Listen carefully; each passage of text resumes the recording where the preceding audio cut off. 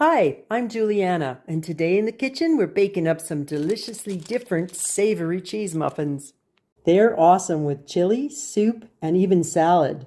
They also make a pretty tasty lunch snack on their own, so if you like the sounds of that, let's get started. You can use whatever type of seeds you like, but I find poppy seeds are awesome in these muffins, so I'm going to hydrate my poppy seeds first. It makes them suck less moisture out of your muffins.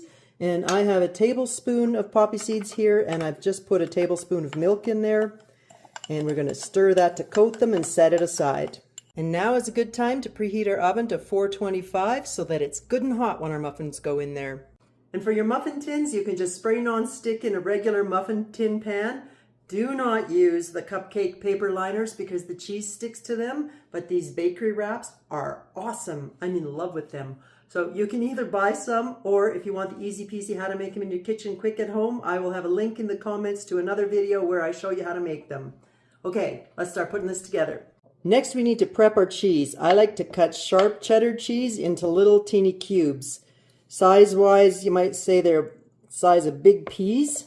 And amount, I use about 1.5 cups, which is approximately 8 ounces or around 250 grams. Cutting them into little cubes gives you nice cheesy pops in your muffins. If you grate it, it kind of diffuses and you don't get that little surprise cheese in every bite. We're also going to need 1 cup of grated parmesan cheese. You can buy the pre-grated stuff, but as you can see, I like to do everything from scratch. And I'm grating it in bigger chunks rather than fine. Again, so that you get more of a cheesy pop in every bite. Because if you grate it too fine, it kind of just blends into the batter and it's not as cheesy wonderful. I like to reserve about 1/4 cup of that, 1 cup of cheese, just to save it for the topping, so we'll set some of that aside. Next you want to chop 1/3 cup of onion. This is the kind of thing that just makes these muffins a little bit more deliciously different than your average cheese muffin. And our last bit of scullery duty, if you happen to have some fresh parsley, let's chop a little bit of that. So about 3 tablespoons or so. I like it because it adds greenery, depth, and a little teeny bit of nutrition to the muffins too. Got to sneak our vitamins in there however we can. Next we want to put our dry ingredients together, and in a large bowl you want to use 2 1/4 cups of flour. It does not have to be sifted. And to that you want to add a tablespoon of baking powder and 3/4 teaspoon of salt.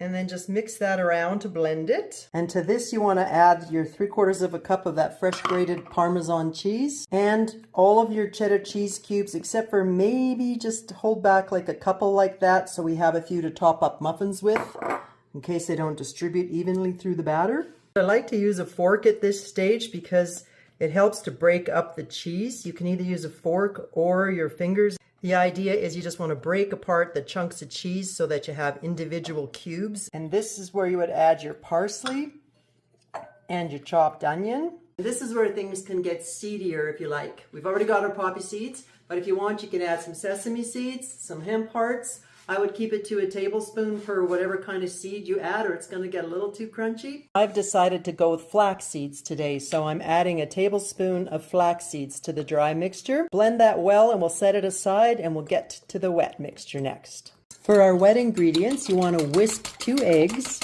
and to that we're going to add 1/2 cup of sour cream and 1/2 cup of oil. I'm using olive oil. That is my go-to cooking oil for the most part. You can use whatever type of oil you have on hand. And to this you also want to add 3/4 cup of milk. And I am using whole milk. If you don't have whole milk, I'm sure they'll still turn out awesome. You just add a little pinch more of oil to make up for the missing fat if you're using a 1% or something like that. And then we're going to add the last ingredient to the wet is those hydrated poppy seeds, which in hindsight you could have probably just started in the big bowl and let them sit there and save yourself one small bowl less to wash. So you want to mix that together well and then add the wet into the dry all at once. You can see I've switched to a spatula for this part because you want to stir it as little as possible, only enough for the dry to be absorbed into the wet And it's way easier to do with a spatula than a whisk. With a spatula, you can fold the batter, which is the easiest way to get it all coated nicely without over stirring it. You just go up and around a couple times and we're ready for the tins. If you happen to have one of those ice cream scoops that does a easy release, those are perfect for putting batter into muffins. But as you can see, I don't have one. I'm kind of a minimalist. So a spatula and a spoon works great too.